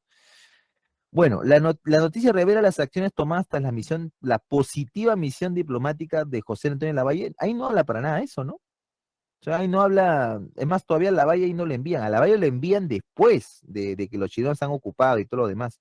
Y recordemos que la misión Lavalle no tuvo éxito, porque al final los chilenos tenían el acopio del Tratado Secreto de Perú-Bolivia y lo fregaron a Antonio Lavalle, que no tenía preparado eso, ¿no? Le ocultaron el tratado a último momento y Lavalle, ¿qué va a decir, no? No, el Perú está a favor de la paz. Y Chile, ¿y este tratado que tengo acá? Maldita sea. Entonces, como que obviamente hay un problema ahí, ¿no? ¿Qué más dice? Allá. La portada hace alegoría de la declaratoria de guerra de Chile al Perú. No, porque ahí solamente recién han ocupado Antofagasta. Todavía no ha llegado a la misión Lavalle y todavía no ocurre. Es más, es febrero del 79. Chile declara la guerra al Perú en abril del 79. O sea, pocos meses después. ¿Todavía qué día? 5 de abril del 79. 5 de abril, ¿no? Es ese día que todavía marca, ¿no? En el Perú. 5A. El 5A. Bueno, ¿qué clave sería entonces? Sería la C, ¿no? 1 y 2, porque solamente se refiere al momento en que ocupan Antofagasta, las salitreras, y contra, obviamente, el impuesto de los 10 centavos. Ya está, eso nada más. Los otros hablan ya de acontecimientos posteriores, por eso la pregunta te dice, menciona, indique qué afirmaciones anteceden, o sea, han sucedido poco antes de la ocupación chilena de Antofagasta. ¿Y qué pasó antes? El Arión Daza subió el impuesto y los empresarios chilenos dijeron, no te voy a pagar, vais. Y viene el ejército chileno recién a ocupar Mejillones, Antofagasta, Caracoles. A eso se refiere la pregunta. Bien. Vamos terminando. Ajá, acá están 3 precis. Fácil. Observando la siguiente secuencia del presidente, responda cuál es la característica que tienen en común. A ver, el primero es Piérola, el segundo es Benavides y el tercero es Sánchez Cerro, ¿no? Partido Demócrata, Benavides que bueno, no tenía partido, pero era un militar reconocido, y Sánchez Cerro, la Unión Revolucionaria, ¿no? Que es considerado como uno de los primeros partidos fascistas, ¿no? En el Perú. Fácil. Cada uno tuvo que derrocar a su antecesor. ¿Fueron miembros del Partido Revolucionario Institucional? Bueno, chicos, el Partido Revolucionario Institucional es el PRI, que es un partido muy antiguo en México, que gobernó por muchos años ese país, y el PRI es, digamos, una evolución de las ideas de la Revolución Mexicana. No tiene nada que ver con el Perú. Bueno, y se dice que el PRI tuvo elementos apristas, porque Aya de la Torre fundó el APRA en México, ¿no? Pero nada más, o sea, no es que tampoco sea los apristas hayan fundado el PRI, ¿no? No, nada que ver. ¿Pertenecieron al periodo posterior a la República Aristocrática? Bueno, Pirola está dentro. Benavides en el 14 también. ¿A quién saca Benavides, chicos? ¿A quién saca Benavides? A Billinghurst. A Billinghurst, ¿no? A Pan Grande, ¿no? A Billinghurst, ¿no? A Pancito Grande. ¿Todos son militares de carrera? No, pero la es civil, ¿no? Caudillo civil, ¿no? El califa, ¿no? Entonces, ¿en qué se parecen los tres? Cada uno tuvo que derrocar a su antecesor mediante un golpe de Estado. ¿Está? ¿Pero la quién? A Cáceres. Revolución de 1895, vais Cáceres, vais Gamonales, bienvenido a la oligarquía costeña, se van al diablo. Punto. Ya está. Benavides, chau Billinghurst, ¿no? Primera Guerra Mundial. Es Benavides, ¿no? Primera Guerra Mundial. Y Sánchez Cerro, chau Leguía, ¿no? Chau Leguía, año 30. Chau Leguía. Ya está. La 20, la letra A. Continuamos. Ya vamos a acabar. La imagen que presentamos a continuación forma parte de las publicaciones de la revista Variedades. De ella podemos afirmar que habíamos fortalecido nuestras relaciones con Argentina y Brasil, gozábamos de excelentes relaciones diplomáticas con Argentina, cedíamos territorio fronterizo a nuestros vecinos que nos debilitaba, rompíamos relaciones diplomáticas con los vecinos del sur, reivindicamos el derecho de uti possidetis para expandirnos. Bueno, a ver, ¿cuál será ahí? ¿Cuál será? La imagen que pueden ver ahí se ve a San Martín, ¿no?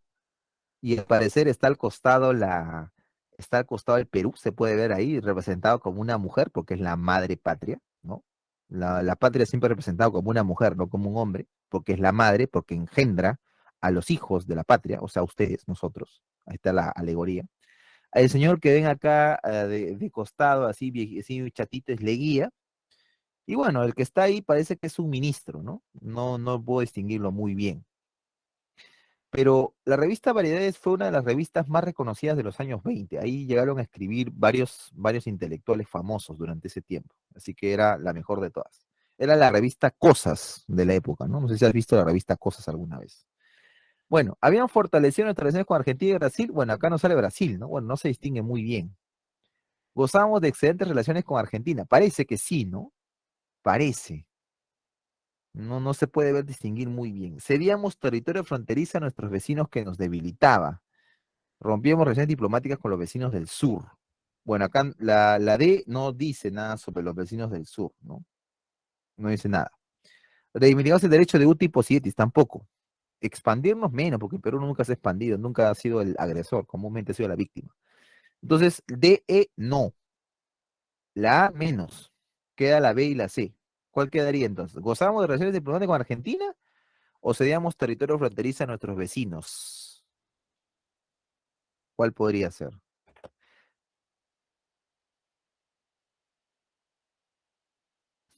¿Mm? ¿Existía? ¿Qué existía? No, ¿a qué te refieres? Esa es Leguía, claro, pues el chatito que está al costado. Claro, problemas limítrofes, muy bien, Fabricio, porque recuerden que Leguía cierra el tratado en los años 20 con Chile y con Colombia, ¿sí o no? Y ahí como que la madre patria se ve al costado de San Martín, ¿no? Claro, no tenemos frontera con Argentina, exactamente, ¿no? Salomón Lozano, ¿no? Y el caso de Chile, Radagamio Figueroa Larraín, ¿no? Así se llamó, o también Convención de Tacna, ¿no? Se le llama también, o Convención de Lima, perdón. Ese, ¿no? Y a ese también, ¿no? Velar de Río Branco, ese es antes, ese es antes. Bueno, entonces la clave sería la C. Cedíamos territorio fronterizo a nuestros vecinos que nos debilitan. Recuerda que con Leguía el asunto fue, recuerdan, el trapecio, ¿no? El famoso trapecio y la protesta del pueblo de Leticia que se negó a ser anexionado a Colombia y eso fue un problema diplomático entre Perú y Colombia debido a la acción que había hecho el Tratado Salomón Lozano y que Leguía había adherido supuestamente ceder esa salida a Colombia al río Amazonas, ¿no? Que supuestamente no estaba contemplado, ¿no? Y se ganó el odio del ejército y se ganó la bronca del cuerpo diplomático. Leguía eso le va a costar caro después, ¿no? Le va a costar, se le va a conocer como un entreguista, ¿no? Como un traidor a la patria, ¿no? ¿Y saben por qué era más duro? Porque Leguía era un excombatiente de la Guerra del Pacífico. Él había peleado siendo chibolo, de tu edad más o menos, 18, 20, había peleado en la batalla de Miraflores y la batalla de San Juan. Y la mayoría de los militares que estaban de la edad de Leguía o eran políticos menos, habían estado peleando en la guerra con Chile o habían vivido en su infancia la guerra con Chile. Entonces, era obvio que si Leguía hacía este tipo de acto, ya te imaginarás cómo ellos lo sentían, pues, ¿no? De haber sentido la amputación de Arica y Tacna en su momento, o de las agresiones que Chile hacía en Tacna, ¿no? O sea, era definitivamente muy sensible la población a eso, ¿no? O sea, la gente que había vivido la guerra no había muerto, estaba viva, vivita y coleando. Entonces, ahí te das cuenta del contexto. ¿Era del Partido Civil? No, Leguía fue del Partido Civil, pero en el año 15 se separa, se va del Partido Civil y forma un movimiento diferente. Y más bien cuando él llega al poder, entra con un discurso anticivilista, anticasta, anti-oligárquico, a pesar de que él no era un oligarca de raigambre antigua, él era el empresario que se hizo solo, el empresario a la manera gringa, que se hizo su plata solo, que progresó solo y que estudió y se formó solo. O sea, es un empresario capitalista, no un oligarca que recibe la herencia del papito o la mamita, no, sino que es otra cosa. Leguía hace ese tipo de cosas, por eso es que Leguía tenía ese tipo tenía esa proyección, ¿no? El gentleman, ¿no? El hombre de gente, el hombre que se relaciona en varios círculos, pero como el empresario exitoso, ¿no? Era algo nuevo en el mundo en ese tiempo, ¿no? No era el oligarca, ¿no? Que como Pardo, como Prado, como otras familias, ¿no? Que o Aspíllaga, ¿no? Que tenían algunos descendientes, pues, ¿no? Algunos sí venían desde la aristocracia limeña, del colonial, ¿no? Por ejemplo, los pardos, ¿no? Los pardos eran aristocracia total, pues, ¿no? No eran, pues, ¿cómo se llama? Burgueses, sí tenían raíces, desde el tiempo colonial, o sea, sí pertenecían a grandes familias. ¿Mm?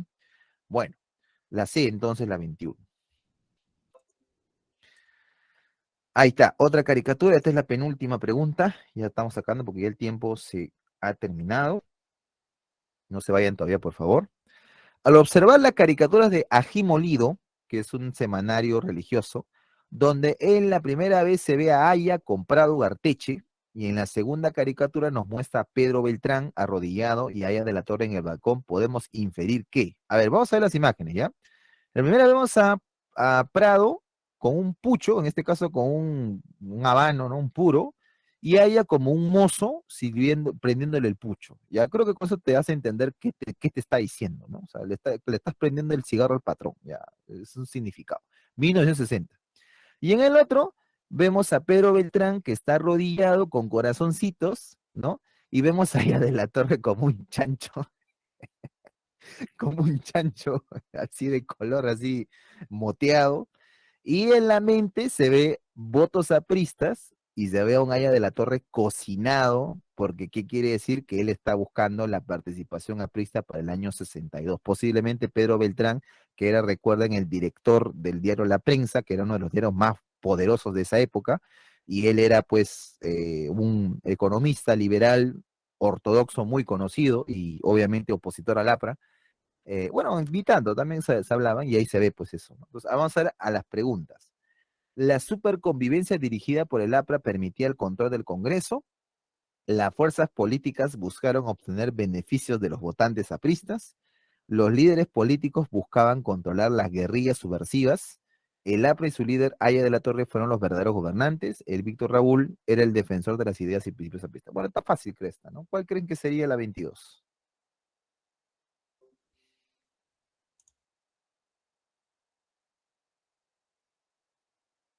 ¿Cuál sería? ¿La fuerza política buscar obtener beneficios de los votantes apristas? Claro, ¿no? En parte sí, ¿no?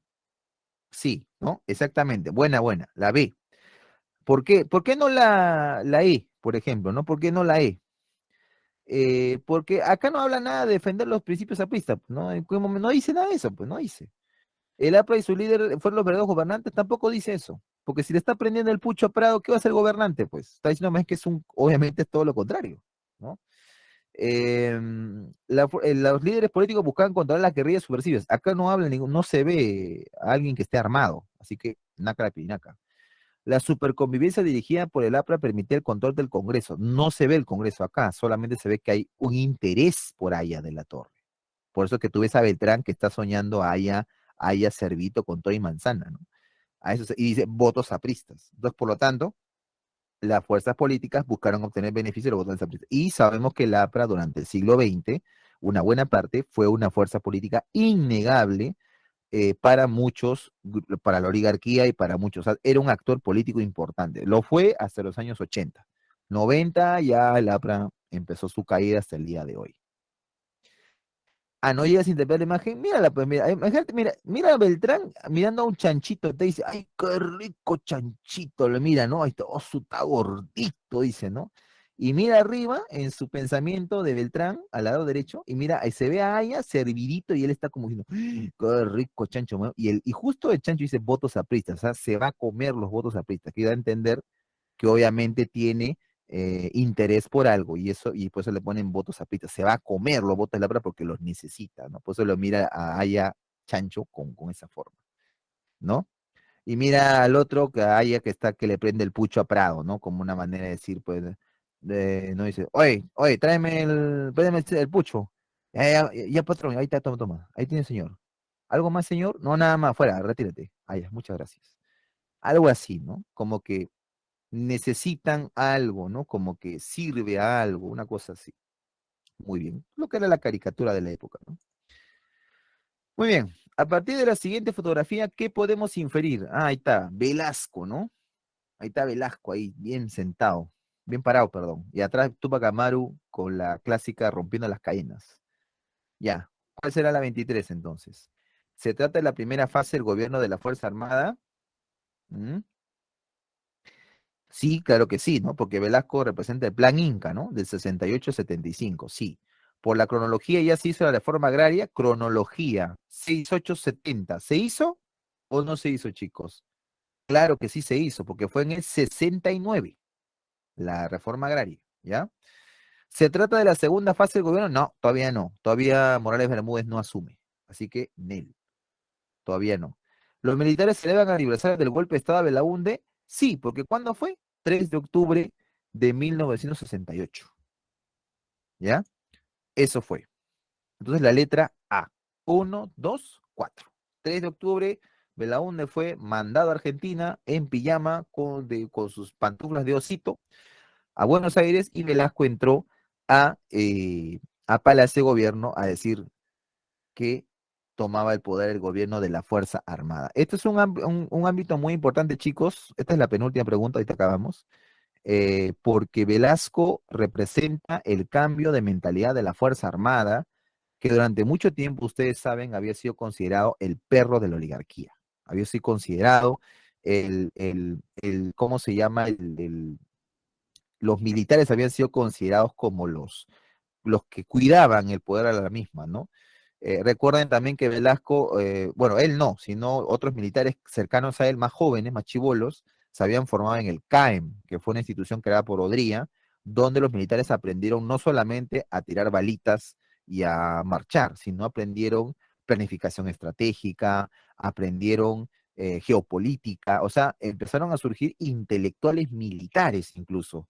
Entonces, ahí como que se sienten más parte, recibieron una cuestión social. Incluso muchos de estos militares fueron a combatir a las guerrillas de los 60 y vieron cómo era la situación fuera de los lugares donde les tocaba destacados, y muchos de estos militares se van a sentir identificados. O sea, esto es lo que pasa cuando a los militares les das conciencia social, terminan asumiendo también un rol, ¿no?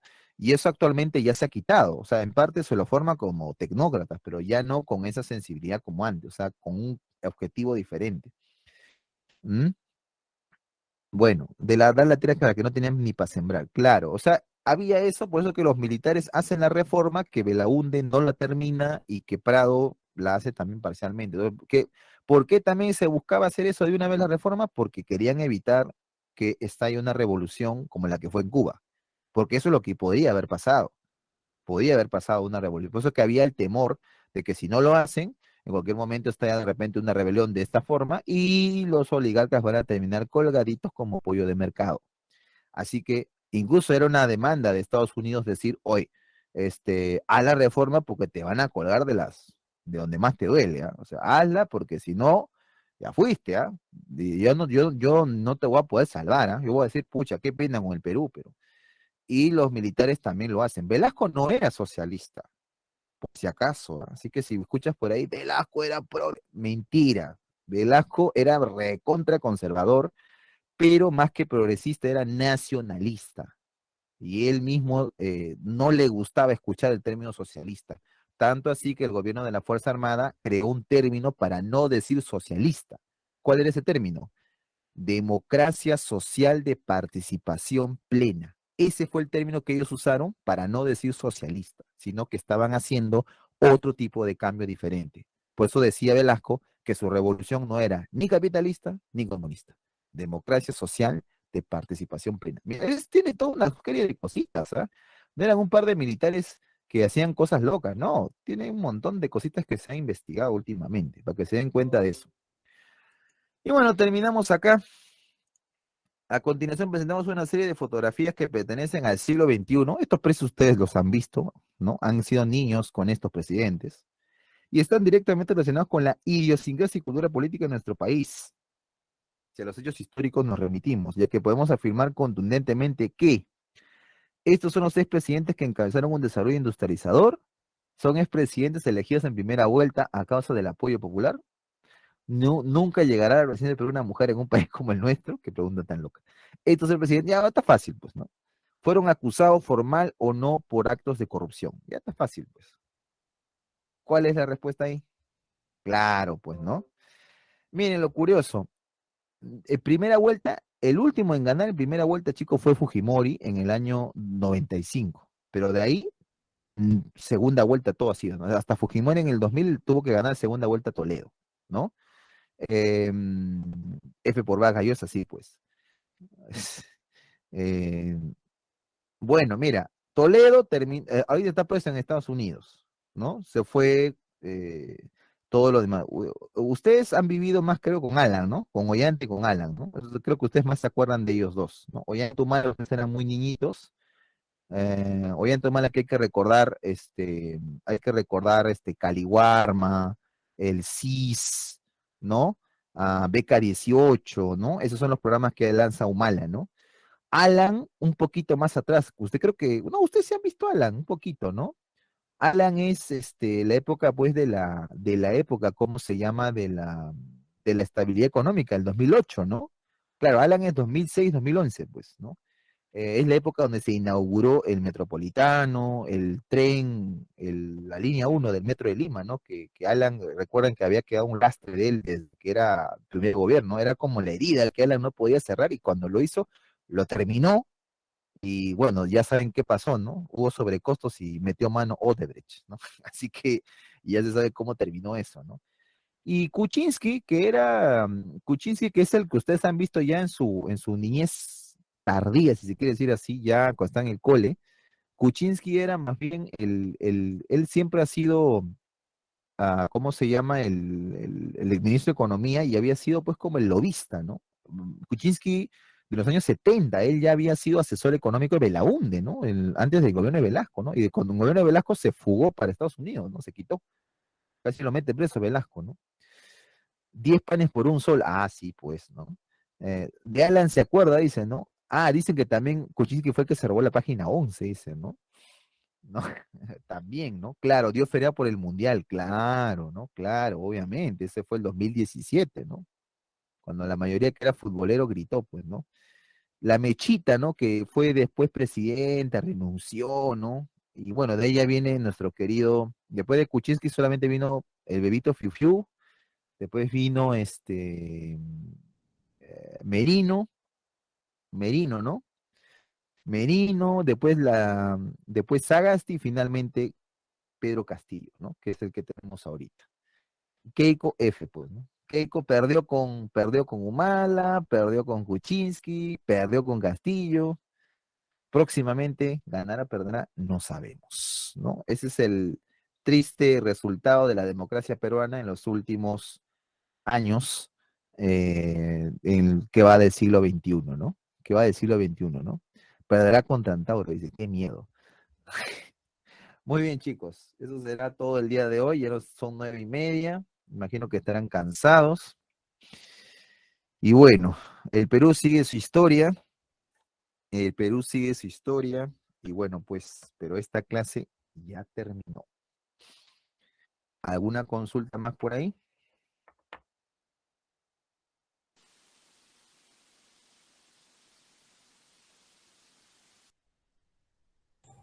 Todo bien, profe. Muchas Muy gracias bien. por la clase. Bueno, gracias a ustedes, chicos. Gracias por quedarse un grupo todavía a pesar de la hora y siendo sábado, porque la mayoría va a tonear hoy día, creo. Así que, Confirmo. así que, así que ni modo. Ahorita están empinando el vaso, dice. Ah, Están empinando el codo, ¿no? Bueno, cuando estás a 3 veces el examen, uy, si supieras cómo es la gente. Ya saben, chicos, el profesor tiene un canal de YouTube. Lo voy a dejar en el chat para que lo vayan a Ah, seguir y darle su apoyo. muchas gracias. Si pueden, me siguen por ahí, sigo subiendo contenido, ahora sí subo, así que espero que les agrade cualquier consulta por ahí también. O por el Instagram también me pueden contactar. Les dejo por acá. No me han etiquetado ya de repente ahora la página de Cicleros. Igual lo dejo por acá. Profesor, ¿tiene WhatsApp? Sí, sí tengo. ¿Es privado? OnlyFans también. No. Ya bueno. No, escribe por el Instagram, de ahí nos comunicamos, si no. Ahí está el Polka Mayor. Gracias, profe. Listo, chicos, hasta acá llegó el mega repaso. Nos vemos el próximo sábado. Estén atentos a las redes sociales porque vamos a subir el horario oficial. Y bueno, nada, gracias por acompañarnos. Listo, chicos, nos vemos. hasta luego, chicos, cuídense. Banco de preguntas, banco de preguntas.